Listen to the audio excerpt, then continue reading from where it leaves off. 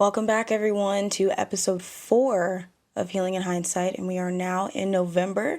And November is National Diabetes Awareness Month. So I am really excited because I think it's important for us to continue to raise our voices and be loud about diabetes on all fronts and how it can affect people. And I think it's especially important right now simply because, there's a whole country that doesn't have insulin. That's right, I'm talking about Iran. And I know that there's been a lot of political things surrounding countries in the Middle East, but regardless of the political climate, no one should be without the medication that they need in order to literally live. So I'll link it in the show notes, any information that I have possible. But if you know anyone or, have any resources for how we can raise our voices and get assistance to those in Iran who do not have insulin, let's do that. Let's combine ourselves as a community and really put ourselves out there to ensure that people everywhere, no matter what country, what background, what race they are, can get the help that they need. It's insane that there is absolutely zero insulin in Iran, and even more insane how expensive it is. So aside from that, I'm really excited about this first guest of the month. And I really felt called to have her be on the show simply because when it comes to navigating living as a diabetic and trying to still maintain a lifestyle that you know and are familiar with, it all starts in your head. And, I feel like I've mentioned this before, especially in the last season, but when you're diagnosed, it can really take a toll on your mindset, on your spirit, on how you feel about things, because all that you kind of feel like is that the world is ending. I can't eat anything. And I love to eat and I love to, do fast food or dessert or whatever it may be. And now I can't anymore. And there's something about going through some form of suffering or, having to deal with a really difficult obstacle that can be empowering if you let it. And so I really appreciated the conversation that I had with Michelle Saya, who is an empath coach, where she uses, tools like tarot and birth chart readings to really help you find your calling and apply your empathic abilities into your business. And as a fellow empath myself, I'm very in tune with people's emotions and feelings. I've always been, really good at reading people. And sometimes when somebody's going through it, I can't, it's like a magnet for me, I can't ignore that. And so learning how to set healthy boundaries and being able to channel those abilities, I think is important. And so, one thing that she helps with that I respect a lot is when you go through some form of pain and suffering, how you can turn all of that energy, and emotion into a way to propel you forward, into your best and optimal self. So Michelle and I sit down and have a great conversation about all kinds of things. I mean, we talk about religious backgrounds and, societal programming and all of these things that can, kind of take a toll on how you perceive the obstacles that you go through and how you go up against those challenges. And so I really hope that you guys enjoy this conversation. I enjoyed it. So, thank you to Michelle for, being so open and thoughtful in this conversation. And I think a lot of people are going to get a lot of great insight and just something to chew on for later. So I won't hold you any longer. Let's get into it. Perfect.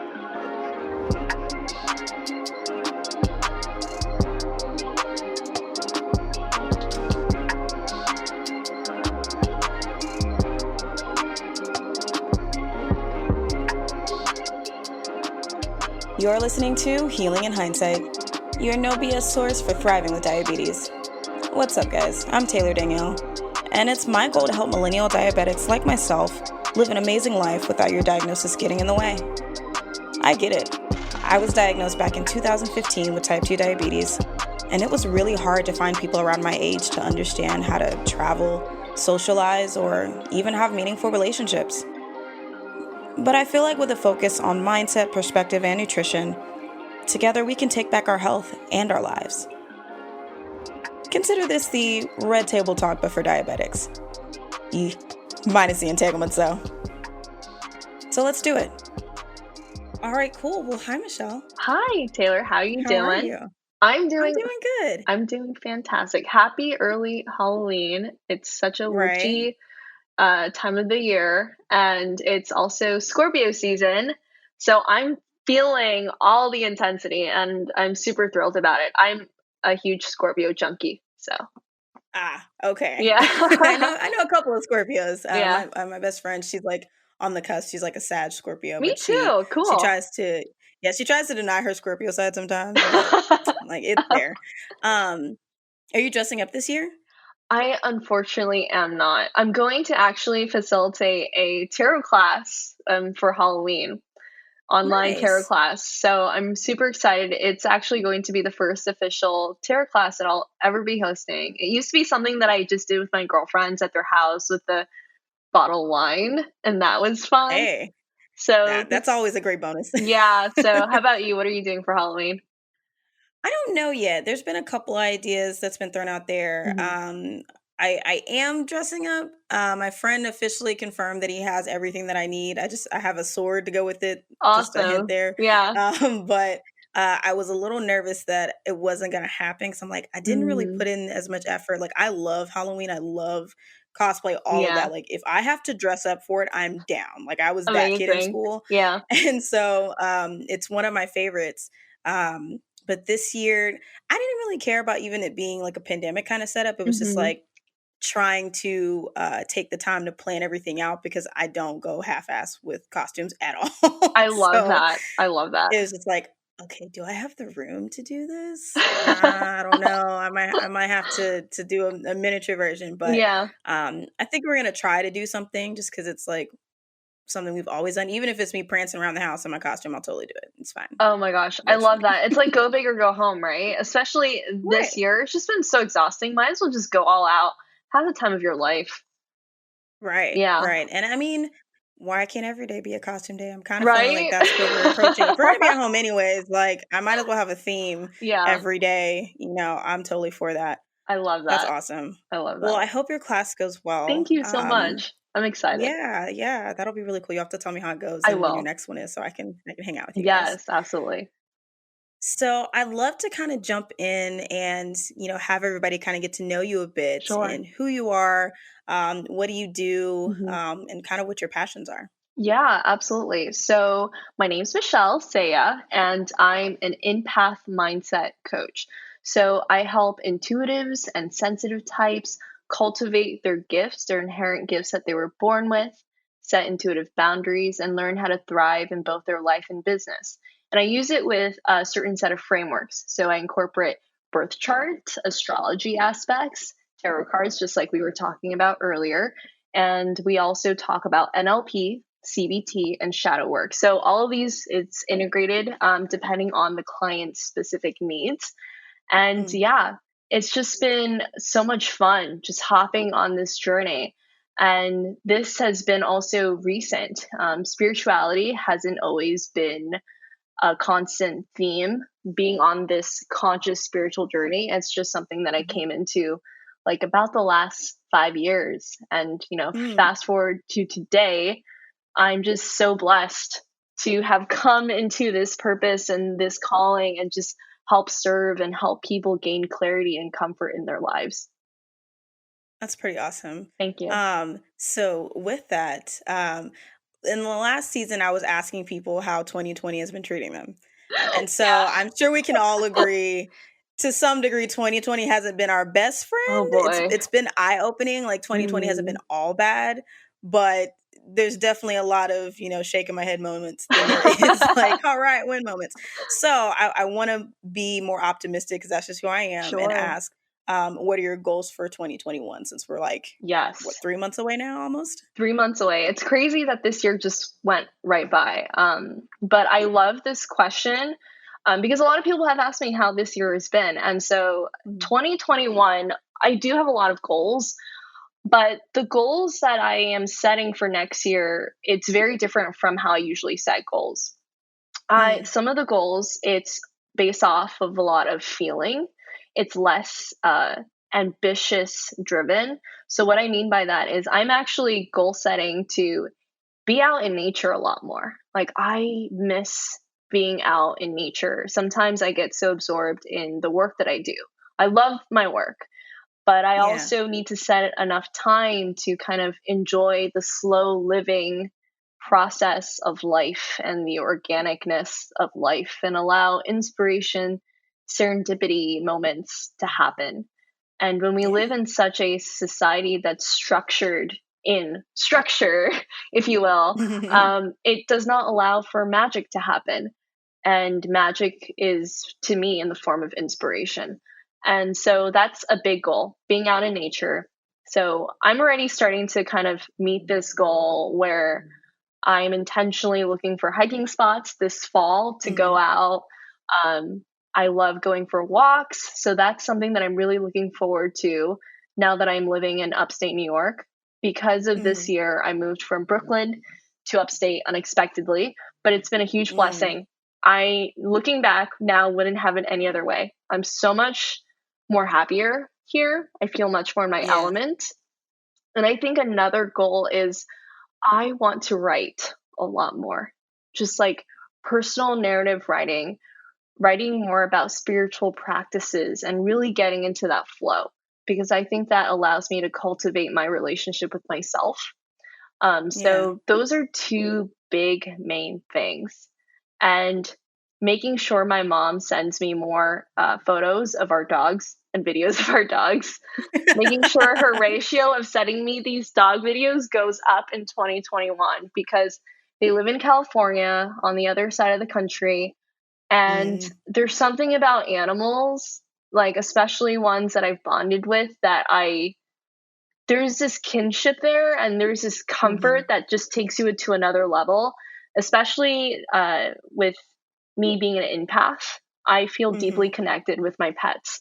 So even being far away, like in this long distance relationship that I have with my dogs, I have four back at home. Yeah.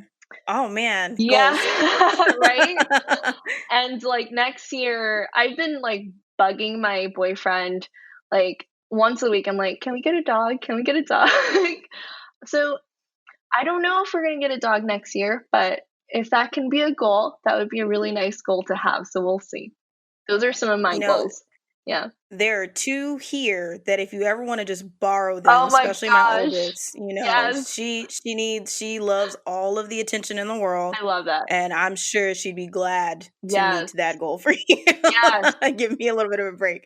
I'm a cuddle monster. I love sitting on the couch, binge watching my favorite TV shows and movies with like a dog and like giving them pets, plenty of pets, sneaking in a Yeah. potato chip maybe here or there if they're super, super good that day. But yeah, I'm like I just love spoiling dogs, sometimes a little too much, but I think my mom just officially took the cake with spoiling dogs, and I kind of have to play bad cop now. The dynamic has Yeah. changed, and I Yeah. I can't complain. I'm just so blessed to have those four dogs in our lives. They bring so much happiness. Yeah, Yeah. yeah, same with my partner, like, every time that we're walking somewhere, I see dogs, it's just like, "Let's go steal that dog. Let's just go I steal the dog." know. Like, it's fine, like, they're not even paying attention, he's just like, "Can you stop? Like, we're gonna go to jail if you keep openly speaking out loud that I you're gonna love steal it. people's dogs." I'm the same. I'm So, I totally exactly feel the you. same. Exactly the same. Yeah, if I could have a big ranch, which I already want in general, just, like, just a lot of land Oh my with god. just, like, as many dogs as I could stand, I would do that. Those are goals. I'm probably gonna do that. Yeah. Those are the right goals to achieve for 2021, especially with everything that's been going on. Like Yeah. the goals are now surrounded in comfort, you know, Mhm. not based in ego necessarily. Yeah. And I love it because all my life I've just kind of followed society's standards on what is expected of me in terms of setting goals. And I'm so Yeah. used to that mode of thinking. And now it's like my own challenge to myself to just rest, feel nourished, and just be Yeah. at peace and be like freaking happy. So, Same, yeah. especially like these past 2 weeks for me. I've been getting a lot of just subtle messaging that like you need to slow down. You Mm, need to refine what your self-care means because I actually saw a quote earlier today when I was scrolling through Instagram where they were like, make sure that you're adjusting your self-care Mm. as you go, because what you were doing, maybe 2, 3 years ago may not align with you now. And that's been a lot of the messaging that I was getting when I did my first reading for myself. Yeah. Same thing, like, you're good, Yeah. but slow down before you Hmm. burn yourself out and it'll all work out. And I'm like, all right, cool. We're just getting started and we're diving deep already. That's fine. Yeah. Yeah. So it's 2020 has definitely been one big take care of yourself message, I feel, and Mm. slow down, with whether it's been by force, of having to quarantine and things like that, and recognizing how much we don't spend enough time with ourselves, and catering to ourselves because we put that energy everywhere else. So Yeah. I'm all for that. Definitely being more in nature too. Hmm. I'm in Austin, and so Austin is the outdoor town, and I've never really been like an outdoorsy person. Not that I'm Mm. against it. It was just like, I'm in Texas, so we sit outside and we sweat for no reason, and that's not fun for me. So, but now, especially with the dogs, and they have a lot more like off leash parks, like it's really nice to just Yeah. go and like walk through the woods. And I remember a couple months ago, me and my partner went, and it was the perfect day. The weather was nice. Mm. It was breezy, and the park that we picked in South Austin, it was like, it's almost like it was supposed to be in a fairy movie or something. Like, it was just, the sun was kind of flowing through the Cool. trees, and there was one point where I just started like walking randomly in between the trees, and I'm just like, I'm just gonna stand here Yeah. because, geez, how often have I actually just stopped and like took in my scenery? It was Hmm. great, so I'm all for that. So I really want to dive into what made you, I know you touched on a tiny bit, but now I want to dig a little bit more Sure. about what made you get into empathic and mindset coaching. Mm. I know that we've talked previously and you have an ancestral background, Hmm. and I'd love to hear about that and really understanding what was that turning point of like, this is what I really need to be doing. Absolutely. Yeah. Wow. What a beautiful question. So, my ancestry, I come from a family bloodline of shamans. However, what's funny is my grandmother's generation from both sides of my family, my Hmm. bloodline of shamanic ancestry comes from both my mom and dad's side. And yet, both my mom and dad, and my grandmother from my mom's side, they were so against anything relating to the spiritual world. They kind of, Mm, when they raised us, me and my two brothers, they were like, yeah, you guys are just gonna, focus purely on the physical reality. You're gonna be doctors, lawyers, accountants, hmm, fine. Like, just go that pathway and don't think about the rest. Like, if you have prophetic dreams, ignore them. If you hear messages, ignore them. And it's mm, it's ironic because although they're scared of their bloodline, they tend to, at certain pivotal points in their lives, consult with their shaman friends. mm, Yet, even though they don't cultivate their own gifts. And so, in terms of my cousins, when it comes to our shamanic bloodline, all of the women in the family from my generation were born with these intuitive gifts where they have these dreams. We have a really close relationship with our ancestors and spirit guides. They tend to come to mm, us through our dreams. And so there's been really weird situations as kids where I've warned my family and my parents. I was like, oh, be careful this week. There's going to be a car accident or something or this. Like, and it happens. It like wow. always happens. However, they kind of like killed that intuitive side by really Hmm. putting me through structure, strict discipline. And so I kind of lost it as a kid and almost like really forgot about it. So moving into middle school, high school, they pushed me really hard to the point of burnout. I just Mm, turned into a complete workaholic. And it wasn't until I worked in corporate, this was about 5, 6 years ago. And it's crazy because 5, 6 years ago doesn't seem too long ago, but it feels like a different lifetime. Like, I don't recognize yeah, that person anymore. Um, same. yeah, like I built a life on autopilot based off of my parents' wishes, not guided on any sort of spiritual path. I was fearful of it because they taught me to be really fearful of it. And at the time, I was also in a relationship where they were strict devout Catholics. And Mm, every single time I passed like a terror shop, I couldn't help but like look back And up until then, like, I've never practiced tarot before. Mm-hmm. I've seen people do it, but the people around me told me, this is all bad stuff. Like, you can't do this. And they put a lot of fear in me. So I was too afraid to like uncover it.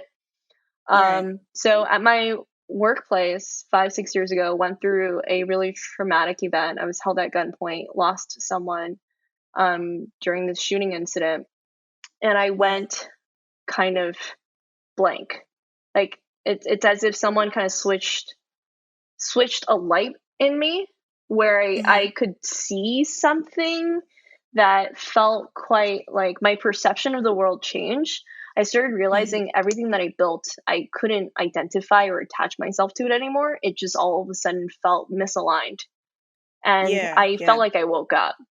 And so at that time, it was very destabilizing. I got really depressed, had a complete existential crisis meltdown, and just gave up everything. I quit my job. I quit the relationship. I quit my friendships at the time because it was built on a Mm-hmm. false identity that I built on a career path that I didn't even want. I cultivated a personality that was very high functioning, very aggressive, and very competitive too, because that was what I was Mm-hmm. taught. So the friends that I attracted were just like that. And it was a very unhealthy, toxic situation. So sold everything I owned, just up and left after that happened in about a month. Just my Mm, whole life wow. derailed. And I took a trip to Bali for about a month. After that, I just went straight to Bali. I went on my own eat, pray, love journey.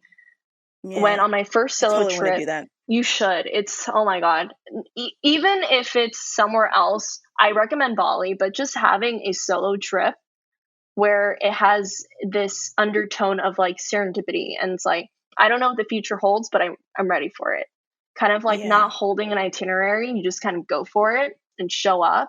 I find that to be extremely cathartic and inspiring. So that's what I did. And at that time when I did that, it was really terrifying because I'm a planner. I like structure. I was taught to like structure.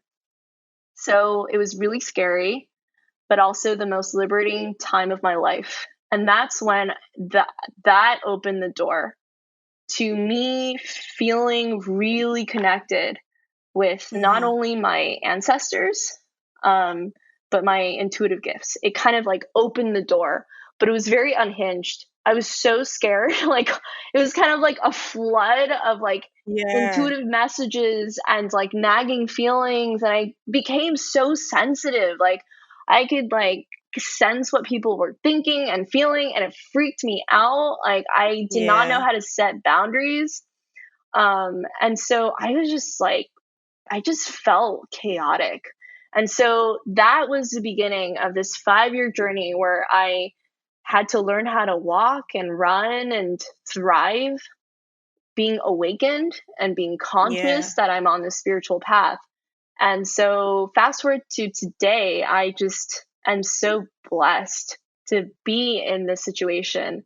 And what happened back then that was extremely traumatic was just such a transformative opportunity for me to kind of be born into almost a completely different life, like one that I just Yeah. do not recognize.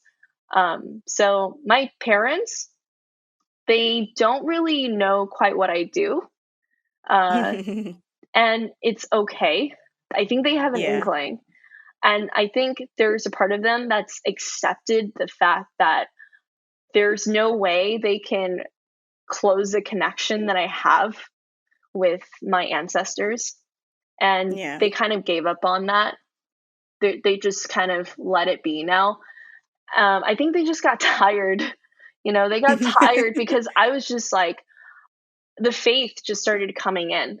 I became more Yeah. confident in knowing that the universe was taking care of me as long as I Yeah. showed up and that I was authentic and I tapped into what I really wanted from a soul level.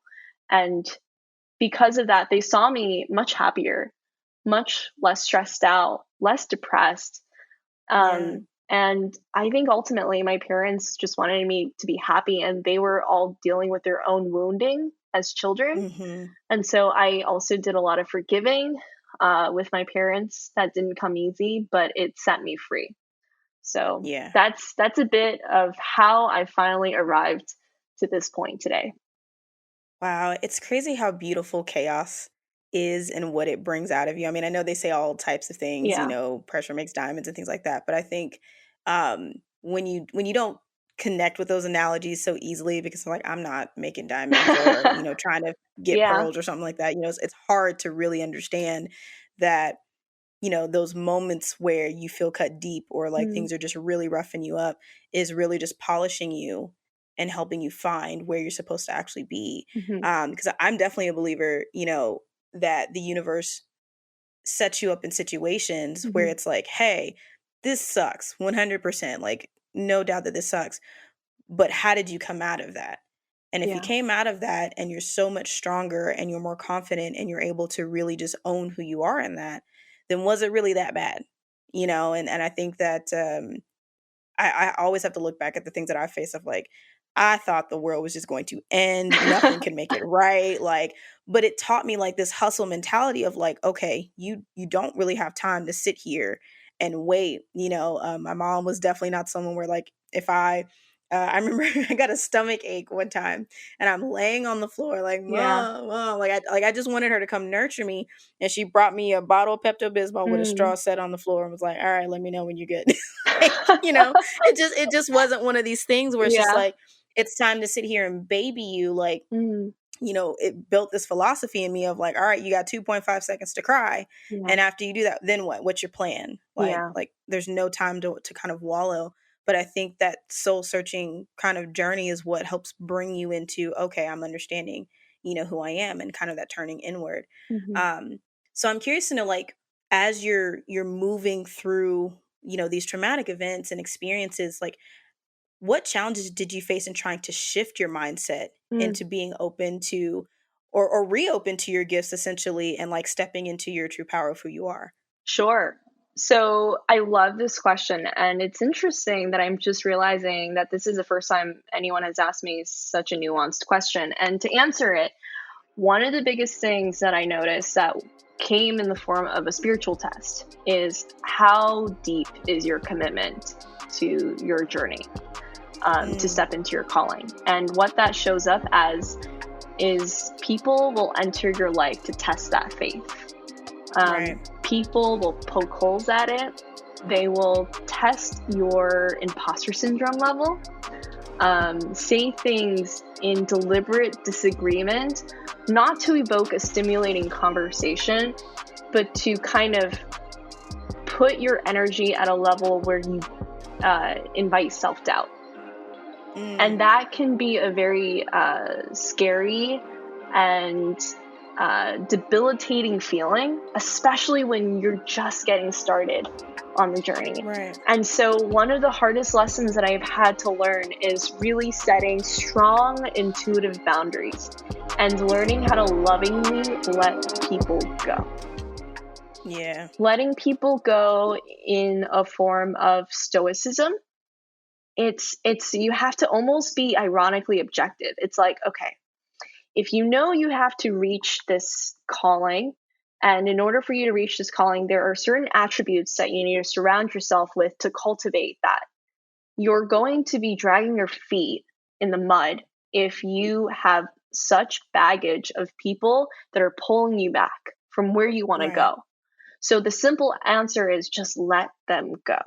And if you're not in a capacity in your life situation where you can physically let them go, like let's say you live in a household with family members and whatnot, there are energetic practices and ways where you let them go. So I do this exercise in the shower where when I am in the shower, I imagine the water from the shower Mhm, washing down the heaviness of all the mhm. energy of other people's opinions, other people's thoughts and emotions that I've accumulated throughout the day. It's like taking out the thought trash, taking out the Yeah. emotional trash. And when I meditate, just a form of meditation. When I do that, I feel much lighter. And just having a consistent practice when you're doing that every day, just like you're brushing your teeth, I find that Mm-hmm. to be as important as the physical reality habits, manifestations that we do, like combing our hair, taking a shower, brushing our teeth. It's also the energy that we keep and the intuitive Mm-hmm. boundaries that we set. We have to put that as equal weight as like exercising, going for walks, meeting our steps, eating 3 meals a day, what have you not. So that was one of the biggest challenges that I've had to overcome just even recently, because with this year, I see this year as the big spiritual mandate. Every Mm. single thing that you've kind of been like hiding and in denial of, or just saving it for later, it's all coming out right now to rear its ugly head so you can confront Yeah. it. Like you have to confront it.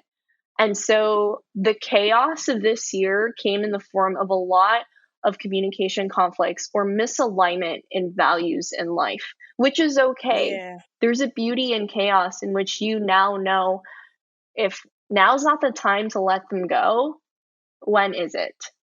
Right. Yeah. Right.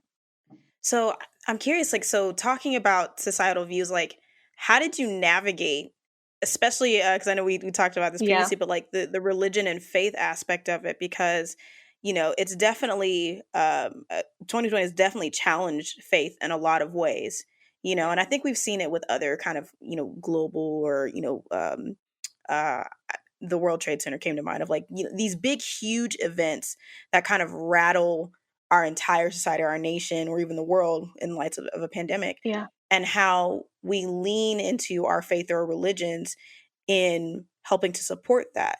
But when you're walking down your own spiritual path, sometimes it deviates from that because it's not necessarily the thing that suits you in that moment. So I'm just curious as to, as you're kind of, pulling the thread on your own spiritual journey and coming back to it essentially, like what were those challenges that you faced and how you navigated around, societal or religious beliefs Mm. that didn't necessarily align with what your walk was meant to be? Sure. So one of the biggest things that I've noticed, and I'll be very honest, when this first happened a couple years ago, when I was just starting on being consciously aware of my Hmm. spiritual journey, I had a lot of resentment towards people that has casted judgment on the fact that I didn't follow a structured, dogmatic religion, or I Hmm. wasn't with the church.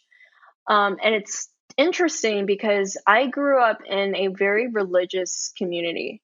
Although my Hmm. parents were not necessarily religious, my dad grew up Christian. He was in the Christian Hmm. missionary school, and my mom was Buddhist. They didn't push religion too hard on my brothers and I. Hmm. However, the community that we lived in, there were a lot of hardcore Christian and Catholics. And Hmm. so my friends and the people that were just around us really shaped the amount of fear that I had in fully expressing myself. And one Hmm. thing that I noticed that's been a consistent pattern of insight is when someone goes through a turmoil in their life or a crisis or a huge event happens, traumatic Hmm. event that happens, one of two things can happen. Either they lean extremely close to their faith, their religious faith, where it becomes a codependent relationship. Like it's by the book, line by line. And that's when it can get extremely dangerous, because Mm. I truly believe that when you come into this world, you should truly question everything, and you should not just put what you see in front of you that's physical on a pedestal. You should also Mhm. consider what your intuition is telling you.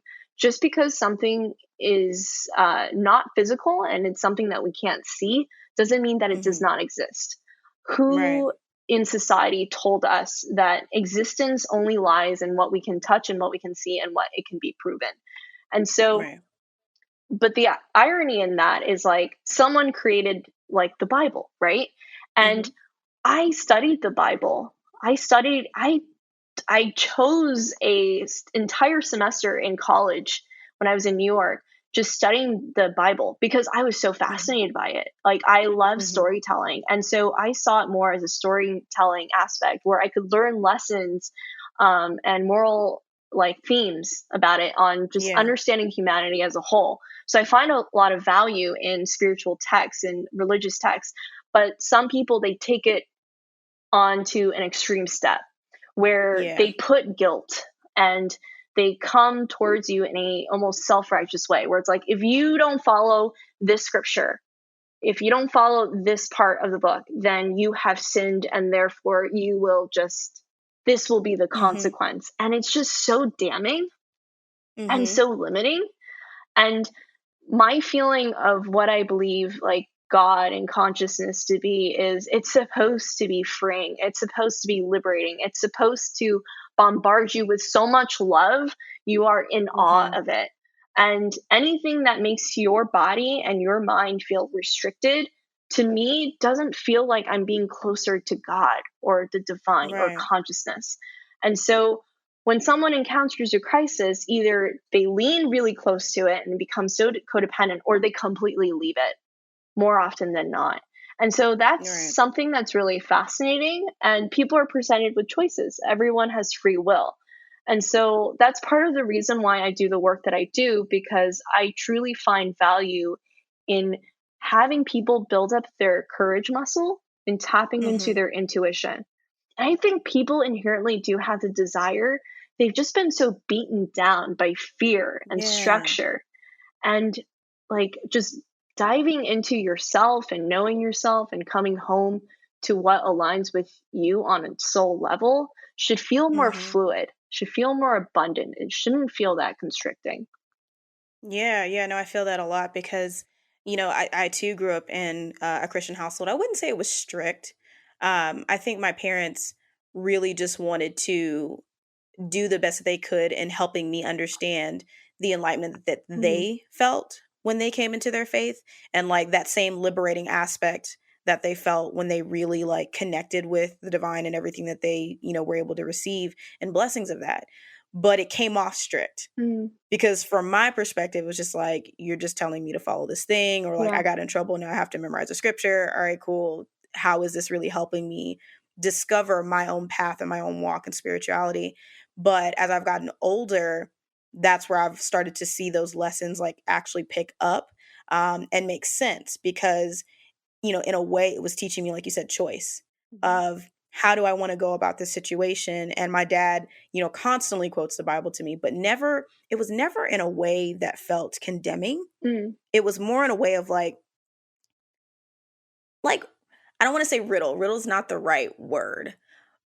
Like playful poetry almost, in a yeah. way of like, like you said, it's a story. It's a, we do it with quotes all the time on social media of like, Mhm. here's this profound thing that's been said.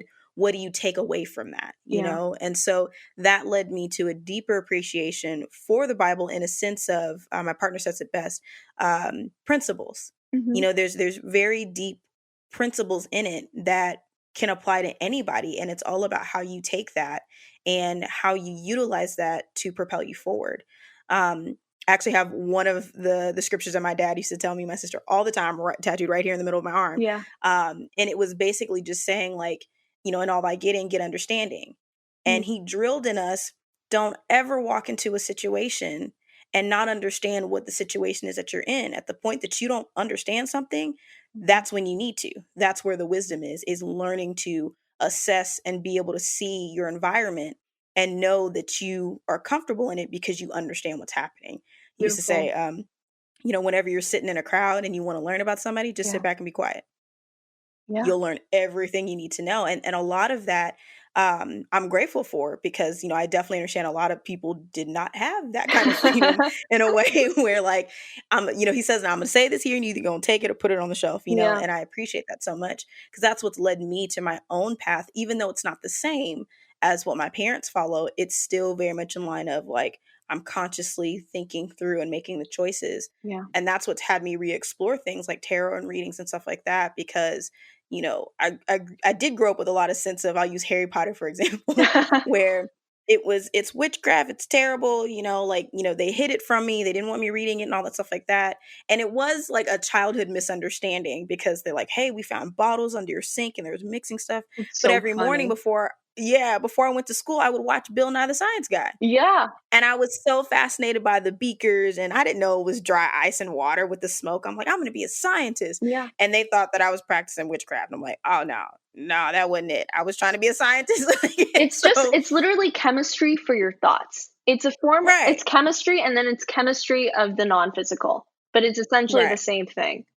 Yeah. Yeah. And so, you know, diving deeper into the history of things that were deemed witchcraft, and even my partner was saying, like, it's interesting how you get nervous about that because of that built-in fear Mm. that I was raised on, not necessarily through my parents, some of it through them, but through society as well, the more community collective saying, all, like, remember when Pokemon came out, like, I it's love the devil, and I'm like, that. yeah, my youth church was like, it's they're it literally means like demons, and I'm like, it's just a kid show, we just want, like, Yeah, and so, and yeah. recognizing, like, now my parents, they watch the entire Harry Potter series, like, all of that. I remember I came home and I was just like, it was on the TV and I'm like, are you serious? Are you serious? Like, really? Like, you guys That put is me through all that? hilarious. It's Oh, hilarious. man. But, I had to learn, they make mistakes too. And what they thought that they were doing and protecting me um, was what they thought that they should do versus really opening up the conversation of, what does this mean? I remember what was Halloween Town, the Disney Yeah, oh my movie, god, I love and that at the movie. very, very end when they're chanting or whatever, trying to, and my dad's like, "Who do you think that they're chanting to?" And I'm like, "I'm not thinking about that. I'm just trying to enjoy the movie." Yeah. Like, and I think it's nice when your parents finally realize, like, you know what, she not out here doing nothing crazy. Yeah. She's really not. Like, I'm not out here trying to conjure things. I'm not out here trying to cast spells. No, Mhm. I'm trying to turn inward on self Yeah. and utilize tools. And I think you told me best about the tarot situations. Like, it's a tool. It's Yes. not an end all be all. And people have distorted tools into being things that are imaginary, honestly, of like, hey, that's not what this was for. Like, it started out as a card game on top of Yeah. that. It's just like, how did y'all take a card game and say it's all right? So it's just like Yeah. that mob mentality of like, here's this thing we don't understand. So now we're gonna deem it, evil and call it a day. And I know we Yeah. offline we had talked about like the Salem witch trials and all of these Yes. things Yes. where it's just like nobody took this, even science. Science was the devil at one point. Oh, yeah. How? It's So reemerging nowadays too, like, the trend it's like it's a trend, just like you see in mhm, fashion, like, people are now trending the idea that science is back to devil work, and I'm like, mhm. that makes me feel better about my tarot cards, because if you condemn my tarot cards and you condemn science, like, what's the menu for next week? You know? Right. Like, you Right. kind of have a playfulness about it now, because you understand that part of the human condition is people condemn things that they're just afraid of, that they don't fully understand. And so, Right. knowledge and awareness and the willingness to uncover and seek the truth, it's a beautiful thing. Yeah. That wisdom allows us to make more conscious choices rooted in empowerment, not based off of fear. Yeah, Yeah. yeah, and I think that even keeping that open mind, like, every time that I play, like I did a reading this morning for myself, but I pray every time Yeah. because I recognize that yes, there are people out there who take these same tools and truly use it for the Yes. wrong things. That is And true. so it's up to me though to protect my energy and to protect my spirit versus expect that someone else is going to do it for me. You know what I mean? Just Mhm. how it's up to me to ensure that whatever I feed myself is going to ensure that my numbers as a diabetic are going to be right. Like, I can't blame it on anybody else. And Yeah. so I think that's the part that we're, in my opinion, starting to come to is like, okay, I can't blame society as much just because there's collective thought on one thing. I need to still be an individual thinker and make sure I'm doing the work myself to understand what's going on instead of just being like, oh, okay, that's what they said, cool, Yeah. let's go with that. And I think that's the real thing that we're starting to finally come into because you just see history of just mass, I refuse to use my own brain. Mhm. Somebody said that this is it. I respect them, I trust them, whatever, versus there's plenty of people that I love and respect and hold high regard for. Does not mean I'm not going to go back check what they say. Yeah. You should always do that, no matter Exactly. who it is. I absolutely So agree that with leads you. me, Mhm. yeah. So speaking of tools and resources and things like that, Mhm. um, I really would love to hear more about how birth chart readings and tarot can help us to navigate a lot of these obstacles Yes. that we face when we're trying to be our best selves, like especially as a diabetic. And for those diabetics out there, like one of the biggest overwhelming things that we're feeling is I've been diagnosed Mm, and I don't know what to do. And I have to like uproot my entire life and, try to figure out just how to exist, yeah. with knowing that I have this illness. But is it the end of the world? Like, how do I turn it on its head? And I know for me, it starts up here. Yeah. And if I don't get it up here, it's not going to happen here and it's not going to happen anywhere else. And so, how do you use these tools to change your mindset and to change your heart to be able to open yourself up to yourself, essentially? Absolutely. That's a beautiful question. So, the short version is it allows us to remove polarizing thoughts that we have in our head and see our situation as more of a landscape, a story. Mm, The situations that makes us have a certain belief depending on our outcomes, whether we have a diagnosis that we don't like to hear or something happened in our life that is traumatizing. And because mm, of this accumulation of thoughts and shared experiences and what people tell us, and the natural inclination based off of our birth chart. The birth chart basically tells you what you're more inclined to do in certain aspects of your life. So it can tell you about what your personality is like in your relationship. How do you show up? We have different levels of identities. What are people's first impressions of us? And if you want to go down 10 layers deep, and you're talking about different houses and birth chart, different aspects. You can even talk about, what are your relationship dynamics with certain people. And the mm, result of the current, way you're showing up in your personality is due to a wound that you have with your mom, with your father, and if you want to get real deep, even with past lives. So the mm, birth chart, they do talk about reincarnation, past life, what lessons, life lessons, have we been assigned in this lifetime based off of the previous lifetime on what we've overcome, achieved, or have yet to fully master? So now we are presented with new situations in the form of people and experiences that allows us to heal those wounds that we've mm, accumulated. So the birth chart can do that. It can get very specific. It can also talk to you in a very holistic way on forming a cool business strategy that's aligned with what you are inclined to do, that's aligned with mm, your authenticity.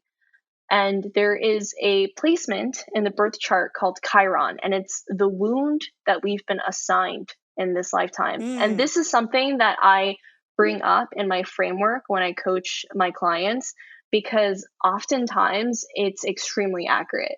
Like people are really surprised by it. And the thing with this aspect is if you can cultivate it and you can heal it and bring it to light, it can actually mm, be your greatest strength.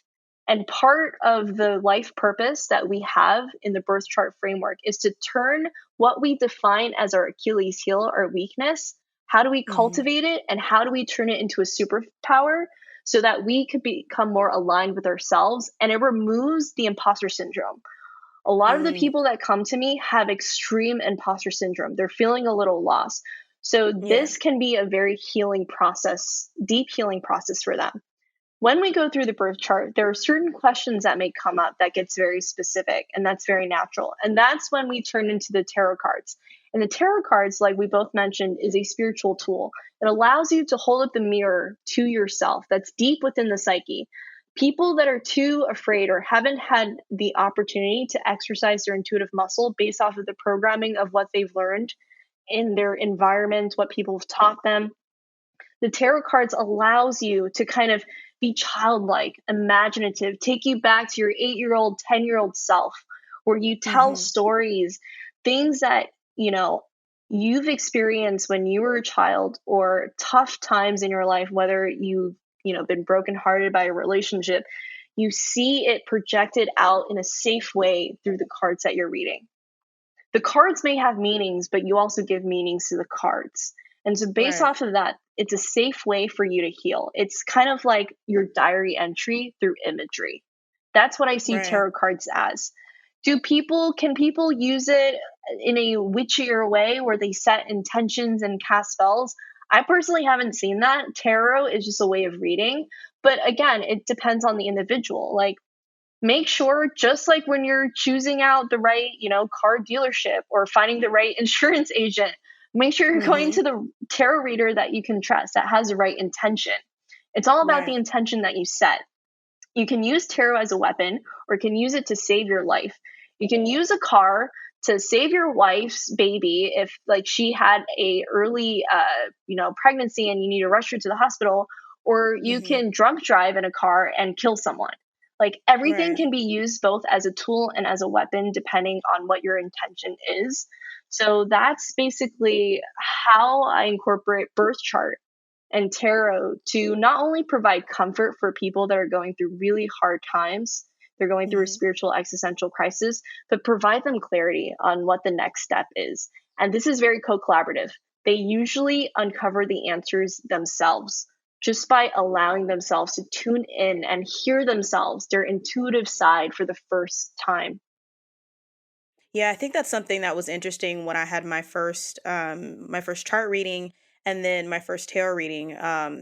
All within the span of this year. That's what I said. 2020 hasn't been too terrible because I Yeah. took chances on things that you asked Hmm. me years ago to be like, "Pff, no. If I heard reading, Yeah. I'm like, "Nope, keep it out, because I just leaned heavily into that codependent relationship of like, Mm. this is what somebody told me, that's what it is, like I'm out, versus let me learn, let me talk to people, let me, see what their experiences have been. And my sister honestly was a really big safe space for me to ask those questions and Yeah. to do those things because I was very nervous because I had that community fear of like everything is witchcraft, everything is the devil. Oh my God. And I'm just like, okay, it can't possibly be otherwise we would not be existing right now. Like we would all be holed up somewhere in a bunker because Yeah. if that were the case, everything, the phone in my hand is probably considered witchcraft to somebody. You know what I mean? So it's just Yeah. like, okay, she's my sister. I know she would never, share or guide me in something that is meant for intentional harm. And again, she still told me like, still do your own research, still protect yourself. But here's what I've done.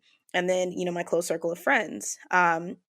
They've gone as far as like, talk to mediums and things like that. I'm like, Mm. I'm not really interested in asking somebody to tell me my future. I'd rather just kind of like forge it on my own. I do believe that there is a set path and that the universe can already see that, but it's more fun to discover it for myself. So I was Absolutely. never interested in that, but it was still interesting to learn like how does my personality shape who I am and what I'm going to do later. Because me and my dad will trade like personality tests all the time, like the color test, the Myers Briggs, Yeah. the Clifton Gallup. We did that one recently and like compared, like we Cool. love that stuff, Yeah. right? So when I finally did my astrology reading, um, it was like you said, a lot of stuff didn't surprise me. And it was stuff that I already came into my own conclusion about and I discovered for myself.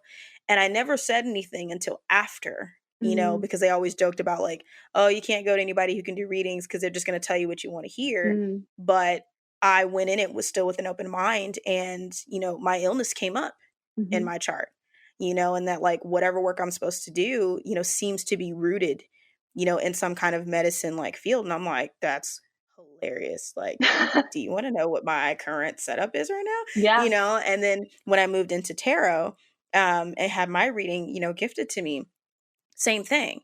There were things that I had not said a peep about. And it was just really cool to like see, one, of course, you still have to kind of, what is it that you're trying to focus on? Mm. Otherwise, you're just throwing anything out there. But even to hear and understand, like, how my reading came about and how it spoke to not only me, but like the people around me. Like, my partner came up in my reading Yeah. and it was so accurate and it was just validation. Like nothing that was said was something that was like really brand new to me. It was just surprising because I'm like, how'd you know that? Yeah. But Mhm. aside from that, it was just like, yeah, you're right. That's all that I really just needed was the validation that I'm doing what I'm supposed to be doing. And if you can see it and I don't know you from Adam, then that means I'm doing something right. You know Yeah. what I mean? That means that I'm really walking in myself. Um, and I'm able to feel good knowing that, like I'm not someone where I'm like every day I want a reading. Like, no, it's just like every now and then it's like I'm stuck. Yeah. What do I, how do I kind of navigate that? Mhm. So that's really cool. nothing related to the diabetes at all, but I just want to know, do you have a favorite deck that you use? Like, do you Oh have a my collection of gosh. decks or like Yes, I do have a collection of decks. So, but the Rider Waite deck, it's a classic deck that I always turn towards to when I want to get serious. If it's something that's more, it's a serious probing question and I need to do some deep work on it and it might bring up Mhm, uncomfortable feelings, I go with the classic Rider Waite. If it's more of like a check in, and it's the deck that I use with clients, especially first timers, they are going through something that's really heavy and I want to provide mhm, them comfort. I'm still going to lay out the truth with them, but the imagery is way softer. It's more feminine. mhm, And it's more tender. So it's like there's a way where you can deliver the truth and the message where mhm, you can provide comfort for people, but still tell them the truth. So for that, I use a Moonchild Tarot by Danielle Noel. It's a mhm. beautiful deck of cards. So if you want more beautiful, feminine, mystical imagery, I would go with that. And then I do love using the Animal Spirit Oracle deck to, I came very close to getting that one. yeah, Like, this close. yeah, I'm super, that helps me tap into my more shamanic animism side because Mhm, I do connect deeply to animals. And so mhm. that I'm really connected to that Oracle deck as well. Awesome. You ever think about making your own Oracle deck? Yes. Oh my God. I love that question. I was just like talking to my boyfriend. I was like bothering him. I was like, I'm going to make my own Oracle deck. I'm going to make my own Oracle deck. He's like, okay, just do it already. Just do it. Yeah, yeah. Yeah. I just love the artwork. I think that's what drew me to tarot first. It wasn't even about what it's used for. It was just the imagery that I saw, and I'm just like, when I was still really nervous about it, I'm like, Yeah. okay, well, am I a bad person if I just buy the cards and like frame it or something? Like, is that still me? Because just like you Yeah. see these gorgeous, So decks and cool. having no clue about any of it, it's just like, but it's so pretty, like It's I thought, healing to all right, look at art. And so why is it not yeah, healing to look at tarot art? It's essentially art. You can just put it on your wall.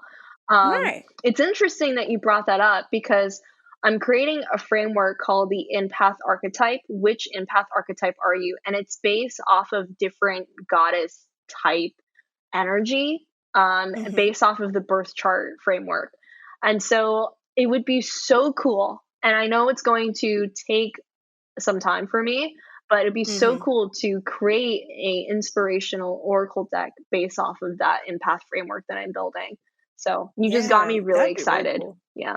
Dude, do it and Yeah. just keep me on the list so I Absolutely. can be the first to do it. Yes, Sweet. honey. Sweet. So my last question for you is, obviously, like I told you, the Hmm. whole basis of this show is really trying to let other diabetics know that one, they're not alone, Yeah. and that we can still live full lives Yeah. without our diagnosis being so dampering and so hindering to us. And so I really wanted to have you on because I wanted to speak to those people who are scared or nervous. And again, I'm super very much a proponent of, like, if it starts in your head and your heart, if you can get those two aligned and in the same place, Yeah. then everything else can kind of flow. So I'd like to know, for other empaths, diabetic empaths who are out there and they're, Hmm. either overwhelmed with the emotions or they don't even really know that they're that tapped in, what advice, or what would be one piece of advice would you give to, those like us living with a diagnosis like that? And Yeah. how do we, you know, channel that overwhelming energy into something positive, so that way we can, like, turn our health around? Absolutely. So, for people that are dealing with this struggle, first of all, I'm sorry that you're dealing with it. And second of all, I want you to see that the suffering and the pain you have not is not a weakness.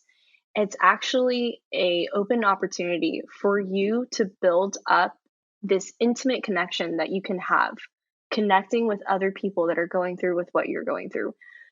Mhm, Connection, human connection is so important. And that is the pinnacle of what being an empath is, where you can feel another person's emotion, but using that as a tool where you can tap in, inspire them, create hope when there's a lot of pain. Because the mhm, reason why pain even exists is it's that open door on spiritual growth. It's like, how do we mhm. overcome this pain? Because if you can overcome it, this world is full of pain. This world is so Right. full of suffering, but it's that also that connection point. If you can see that and you can hone in on that pain and transform it into something that's beautifully productive and use that Mm-hmm. as a way to connect with other people. Like, hey, I know what you're going through and I mean it. I feel the pain, I know it, and there is something on the other side. Do not lose hope. Pain can be the most hopeful thing that you can have. It can be a source of great spiritual strength because it can inspire people to trust you and connect with you if you use it in the right way. Right. Yeah. Wow. Thank you for that. Yeah, that's definitely something that is a reminder, at least for myself, and I hope anybody else listening really understands that is like, you know, struggle is power. It's that level up, for the gamers Yeah. out there, whenever you're on the grind in the Yeah. game or whatever, you have to go through so many levels or so many quests or whatever, and then you got to fight the big boss. Hmm. And only until you fight the big boss are you able to get the rewards of that and be able to be more powerful and move over, Hmm. into the next thing. And so that's something that I I struggled with, even trying to create this platform is, the intention was there when it first happened, and then Yeah. shit got weird and I was just like, okay, this isn't what I'm meant to do. But it just kept coming back up Hmm. and coming back up. And I'm just like, if I don't get this right with myself, how could I ever help others? Yeah. And if I, even in my work life, my thought was, even in leadership, if I can't get in the trenches and get my hands dirty to understand what the people I'm leading is going through, then of course I don't expect you to respect me or, really want to take after me because Hmm. I have no clue what your job is, and I think we see that in corporate all the time is leaders not really investing in their people truly to understand what they're going through, Yeah. especially in customer service. And customer service, I feel like everybody in the company needs to go through that role at least once Yeah. in their onboarding because Absolutely. it's so hard. You get the brunt of everything. Um, but the only way to really propel forward is to accept it. For one, I think it took me about 2.5 years to truly accept my diagnosis and like, Yeah. okay, I really need to do something about this because if I continue on like this, although I don't really feel much or see much, that could be me getting my foot amputated, or that could be me having to go on dialysis, or all these things Hmm. that really can creep up from, negligence in that. Yeah. And so, I'm honestly grateful for my diagnosis, and I know that sounds crazy, but I've heard other people say that. But it really took me doing some really deep work on myself of understanding, like, if I never came into this diagnosis, the things that took place afterwards probably never would have happened. Yeah. I probably would have stayed in that toxic relationship that I was in. I Hmm. probably never would have reconnected with my partner who I met when I was 16 and never thought that we would be to this point now. I probably would never even have a business. Yeah. This whole business was started simply because I looked around and no one else, you know, had the same thing to deal with. And so, um, thank you for that. Cause I hope that really does help somebody and know that like, Hmm. it's okay and it's not the end of the world. And, lean into that and accept it and, be willing to move forward and connect with others who, you never know who might need to hear from you, Yeah. so Absolutely. And that's thank you. awesome. You're such an inspiration for creating this platform and helping people, like you're showing up in such a huge way and stepping into your calling. So I commend you. You're doing beautiful work and keep it up. Thank you. Yeah. No, I will. Well, I really appreciate your time and just all of the wisdom that you've dropped today. Again, the minute that I was able to really sit down and chat with you, like I was like, you have to be on the show. You just have Thank to you. I'm because honored. I really want people to understand that, like, it really starts with your heart and your mind, Yeah. and that by taking those steps into doing that inner work, you really can just blossom into greatness. And that's what I want everybody to do. So if people want to get in on this archetype quiz with Yeah. the future card decks coming soon, Yeah. sometime, Absolutely. and if they just want to get to know you in general, Sure. how can they find you? How can they connect with you? How can they work with you? All the things. Sure. So, everything that you ever want to know in terms of my services, I do provide birth chart readings and life coaching guidance on a empath level. So, you can find that on my website, michellesaya.com. Saya is spelled Saya. And you can also find me, chat with me on Instagram. I'm most active there. So, that's Michelle and then underscore Saya, Saya. That's awesome. Thank And you. aren't you relaunching your site soon? I am Did I? relaunching my site on Halloween. So Oh, that's fingers crossed. I'm excited. okay. It's connecting. So you got the workshop, you got the Yeah, shiny website. yeah, Okay, yeah. it's It's gonna be all making awesome. sense now.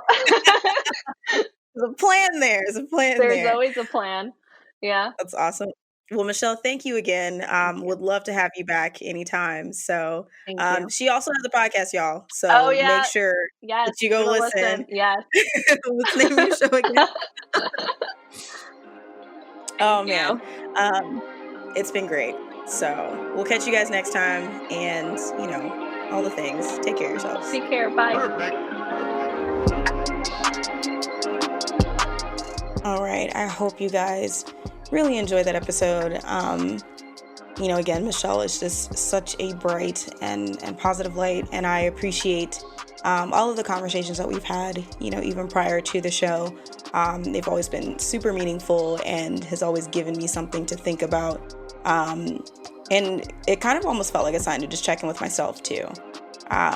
So again, make sure that you go find her, follow her on Instagram, Facebook.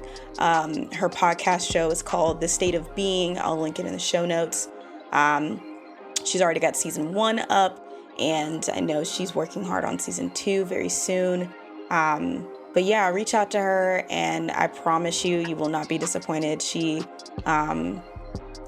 She's just great. That's really all I got. You just meet those people and you want to say a bunch of words, but then you don't have the words anymore because they just leave you because they just have such an amazing presence. So again, check her out, Michelle Saya, and I'll catch you guys next week, every Thursday.